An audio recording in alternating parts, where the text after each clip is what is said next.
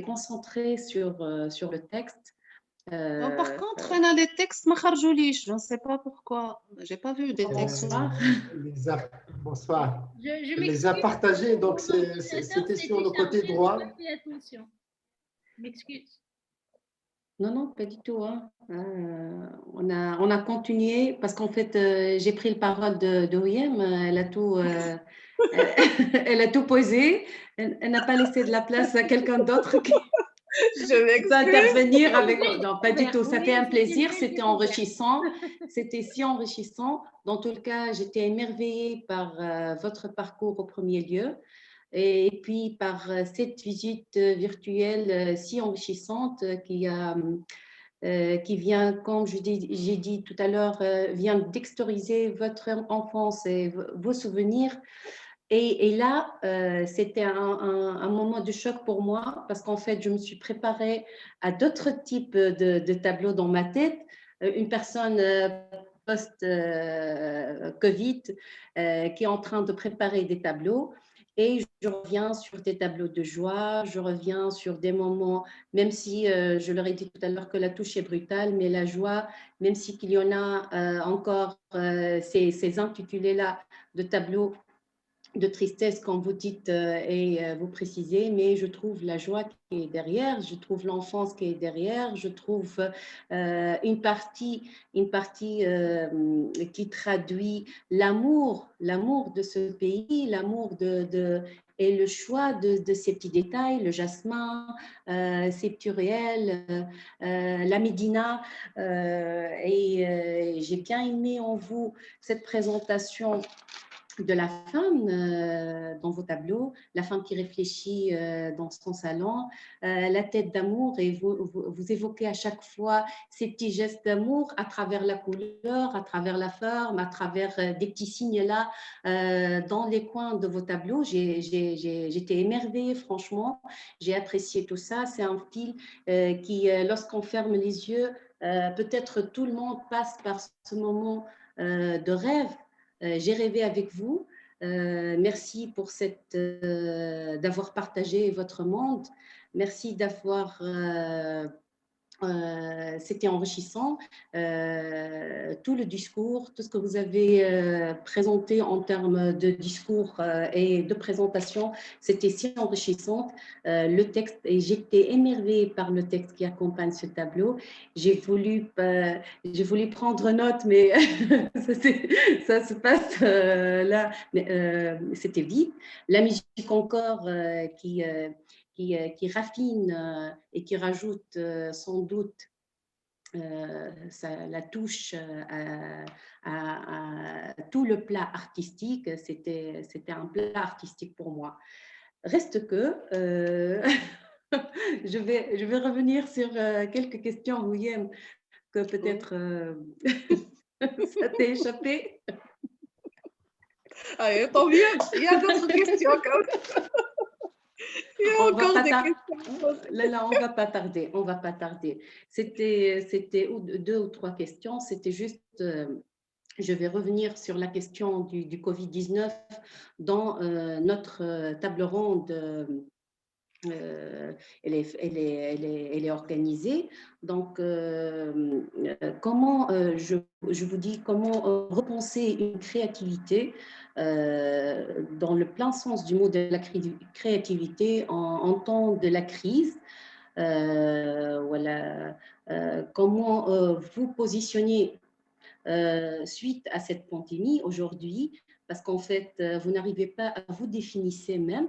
Donc, est-ce que vous pouvez vous positionner au moins pour qu'on puisse savoir votre position et comprendre et puis encore, je me suis dit, est-ce que la motivation dans vos projets créatifs et intellectuels, elle a changé le avant et le après? Bon, le post-Covid, on ne peut pas dire après parce qu'on est en plein Covid, là aujourd'hui encore, malheureusement. Donc, votre réaction au monde bouge et s'inspire sans doute d'une manière différente. Je voulais savoir comment ça se passe, comment vous réagissez, tout simplement. Et merci. Merci beaucoup Inès pour votre beau commentaire de tout ce que vous avez vu et de tout ce que vous avez déduit et de ce que vous avez créé par votre regard. C'est éblouissant aussi. Votre regard d'experte et votre regard de femme, peut-être votre regard d'enfant aussi. Hein. C'est éblouissant, c'est vraiment éblouissant et merci beaucoup pour cette réceptivité à tout ce que j'ai présenté. Alors, comment je vois la pandémie? C'est sûr que c'est la première fois qu'on vit quelque chose du genre et ça tombe sur nous. On a 70 ans ou 80 à vivre et on passe par 2 révolutions, 3 pandémies, 4 vagues. C'est dur. C'est beaucoup, c'est énorme même. Exactement. Voilà, c'est dur. Donc là, je reviens peut-être à l'une des premières questions de Wissam quand il avait parlé de refuge. Donc, j'avais répondu aussi. L'art nous permet de trouver un lieu où il fait bon vivre. Donc, c'est peut-être ça l'effet de choc que vous avez eu quand vous avez vu les tableaux. Vous avez dit, ah, c'est joyeux. Ah, il y a une pandémie, le monde est en train de mourir, on compte les morts par milliers et c'est la joie, c'est l'enfance, c'est le corps féminin, la volupté. Peut-être que c'est le moment ou jamais d'affirmer ça contre une réalité qui nous déçoit, contre une réalité du Thanatos. On va dire que Eros est en plein combat avec Thanatos en ce moment. Et il faut Ou plutôt, il danse avec Thanatos. C'est la danse de l'amour et de la mort. C'est la danse de l'amour et de la mort, mais il faut que l'amour gagne. Il faut que l'amour de la vie gagne. C'est peut-être ça le message que vous me faites déduire à travers votre lecture de ce que j'ai peint. Peut-être que j'ai voulu dire que la vie doit toujours l'emporter. Peut-être qu'on meurt une seule fois, mais on peut vivre plusieurs fois. Et l'œuvre permet de vivre. Chaque œuvre permet une nouvelle vie. Et c'est magnifique, c'est extraordinaire. Et il faudrait que ça se démocratise. Il faudrait que les écoles enseignent plus l'art. Après la pandémie, il faut penser la joie. C'est ça peut-être comment je vois l'après-pandémie. Je ne fais pas partie des gens qui vont dire « Ah, c'est une rupture épistémologique. Tout ce qui a été écrit avant la pandémie n'a plus de sens. Tout ce qui va être écrit après, tout ce qui a été écrit avant n'a plus de sens. Et tout ce qui va être écrit après doit parler de la pandémie. » Je ne le crois pas. C'est une étape. C'est une étape décisive dans un parcours historique, mais il y a une certaine continuité. On ne peut pas être totalement en rupture avec ce qu'on a été avant la pandémie. Et raison de plus, il ne faut jamais oublier, je pense, ce qu'on a été avant la pandémie. Il ne faut pas oublier qu'on se touchait, qu'on s'embrassait, qu'on respirait, qu'on n'avait pas peur et qu'il y avait beaucoup moins de crainte et beaucoup moins de distance que maintenant. Peut-être qu'un jour, dans un an ou deux, on va revivre. Mais en attendant, l'art nous permet de patienter. Peut-être que ça nous offre un espace-temps, un chronotope dans le sens donné par Bakhtin, la combinaison entre le temps et l'espace, où on pourrait trouver une demeure, une sorte de salle d'attente pour un retour vers la vie, peut-être. Voilà, j'espère que j'ai répondu. Oui, exactement, oui, exactement. Mais entre autres, mis à part l'enfance, je pense que encore c'est l'amour du pays. Hein, peut-être que exactement, puisque vous n'êtes pas installé sur la Tunisie, donc peut-être c'est cet amour-là qui vous a influencé d'une manière ou d'une autre à faire ces réflexions-là dans un champ culturel. Tout à fait. Les retrouvailles, en fait, je suis venue pour des vacances, un mois de vacances, mais j'ai passé une année et j'ai enseigné, tout au long, j'ai enseigné à Montréal à distance, à des horaires pas possibles parce qu'à cause du décalage horaire, j'avais des cours qui se terminaient à 3h30 du matin. Et bien sûr, les apprenants ne sont pas censés savoir ni prendre en considération ces facteurs-là, mais j'ai assuré pendant un an un rythme fou. Et peut-être que dans ce rythme fou-là, il y avait le moment refuge de la peinture à 3h30 du matin où j'allais retrouver ma toile pour pouvoir dormir plus tard. Voilà. Peut-être que la toile, elle permet de décompter. Décompter dans le sens de le récit qui se décompte. Quelque chose qui retrouve son premier souffle.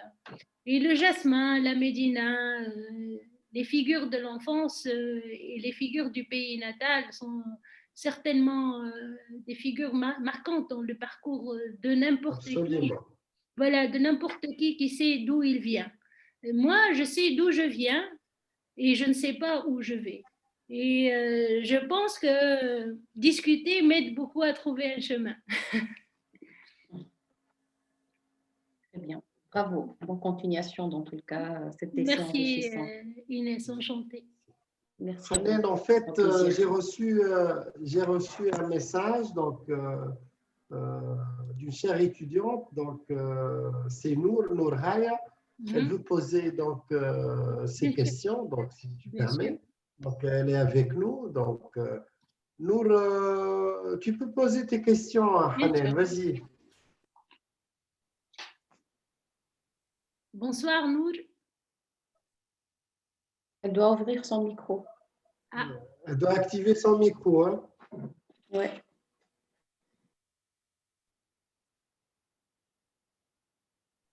Peut-être. Je pense qu'elle a un problème, donc. Peut-être qu'elle pourrait écrire. Elle m'a dit, je peux pas parler.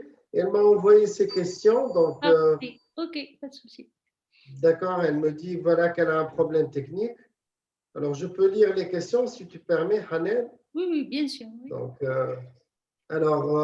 comment vous faites l'équilibre entre les deux médiums, la peinture et l'écriture, ces deux manières de créer?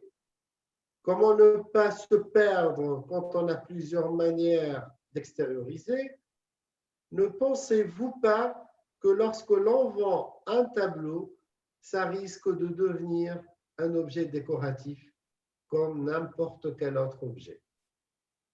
Voilà. Alors, l'équilibre.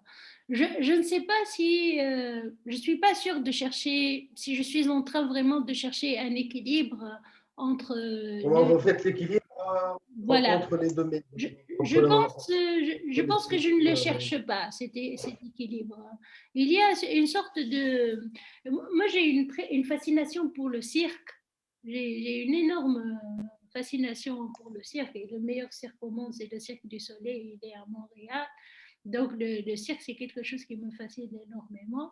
Et la figure qui me fascine le plus au cirque, c'est la figure du funambule. Donc, celui qui marche sur un fil. Je pense que dans la vie, on marche toujours sur un fil. Donc, on marche sur un fil pour créer, on marche sur un fil pour être heureux, on marche sur un fil pour se construire. Et ce fil-là, il est là en permanence. On n'a pas d'autre choix que de marcher et de continuer vers une destination qui n'est pas de toute tranquillité, qui n'est pas forcément sécuritaire. Et à n'importe quel moment, cet équilibre-là fragile pourrait être perdu. Maintenant, est-ce qu'on cherche vraiment un équilibre? Ça me fait penser à Beckett. Hein? À Beckett, quand il parle d'une poétique de l'échec. Donc, Beckett, il dit échouer encore, échouer mieux. Et pour lui, c'est ça, vivre. Donc, je ne sais pas, je ne cherche pas un équilibre, je ne cherche pas un succès forcément, mais je vis l'expérience. On va dire que je vis l'expérience, voilà. Je continue sur le fil.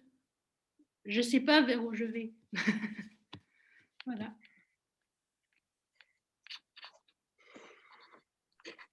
Alors, Hanen, je te rappelle, si tu veux, la deuxième question. OK. Donc, ne pensez-vous pas que lorsque l'on vend un tableau, ça risque de devenir un objet décoratif comme n'importe quel autre objet? Alors, j'ai pas encore essayé de vendre.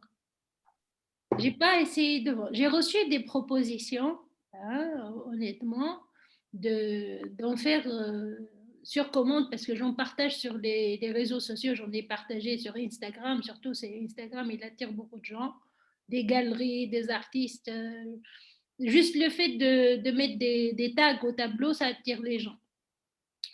Bon, j'ai reçu quelques commandes, une proposition d'exposition à Montréal et tout, mais j'ai pas encore vendu mes tableaux. Je sais pas ce que ça fait que d'en vendre.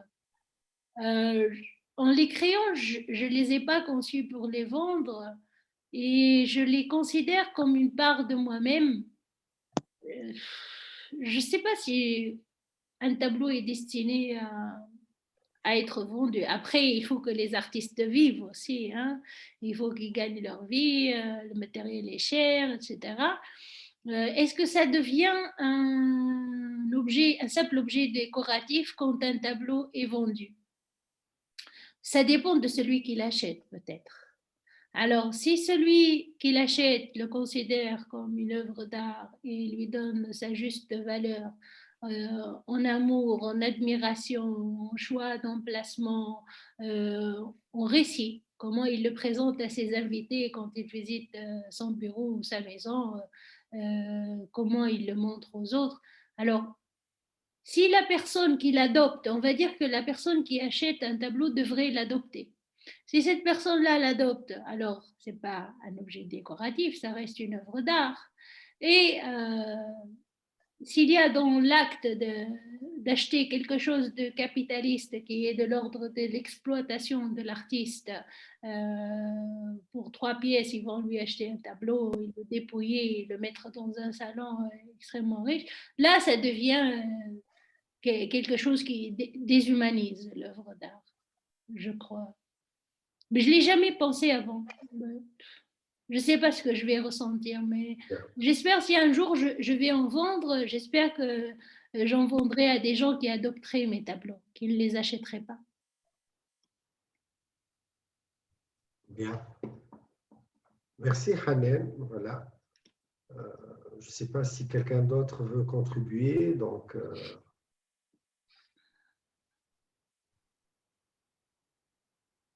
alors, on se dit bonne fin de soirée. Oui, donc,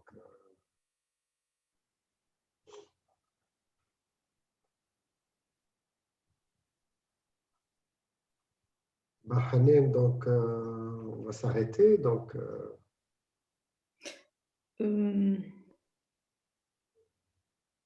si tu veux ajouter quelque chose, je ne sais pas. Ou, bon, je te laisse le mot de la fin. Je vais juste dire merci pour cette rencontre extrêmement intéressante. Merci à vous, les 2 heures. Merci à vous. Merci, Houyem. Merci pour. Merci à vous. On a passé combien d'heures? On en a passé 2 et c'était merci à toi, Hanen. Donc, très enrichissant. Merci Wissam, merci Houyam, merci Inès. Merci à toi. Merci à vous. C'était très intéressant de vous rencontrer. Ça fait très, très plaisir. Merci pour l'hospitalité. Également. Pour la réceptivité, pour les encouragements. Et voilà, peut-être qu'il y aura d'autres projets dans l'avenir, on ne sait jamais. La prochaine fois, à partir de Montréal, on refait la chose. Ah oui. Avec bonne continuation. Merci. Pareillement, Houyem. Merci. Enchanté, Houyem et Inès. Merci. Bon courage, le plaisir est partagé. Ça m'a fait très plaisir. Bonne continuation. Bonne continuation. Et bonne soirée, bon retour. Merci beaucoup. Ben voilà, il y a Hiba Layouni qui t'a écrit, donc bravo Madame Hanen, bonne continuation et bonne soirée à tous. Voilà, Hanen et Atik Saha, merci beaucoup. Merci. Donc, bonne continuation Yaïchek Wissem, merci beaucoup. pour cette aventure extraordinaire donc, dans le pictural. C'était un voyage agréable, donc un moment convivial, magnifique. Merci à tout. Merci au public, quoi. Merci à nos amis pour Riem, pour Inès. Donc, Hamdi, bon, il ne pouvait pas assister. Donc, merci pour tout le monde. Donc, Moshe Dimen et nos chers étudiants et doctorants. Voilà. Donc, bon retour à Montréal, au Canada. Bonne fin d'année. Merci. Merci, mes amis. Voilà. Yatikum saha. Merci, Wissem. Merci, Wissem. Merci beaucoup. Bonne fin d'année. Bonne fin d'année. Merci beaucoup. Bonne fin d'année. Bon retour. À la prochaine. Meilleurs vœux. Bye bye. À la prochaine.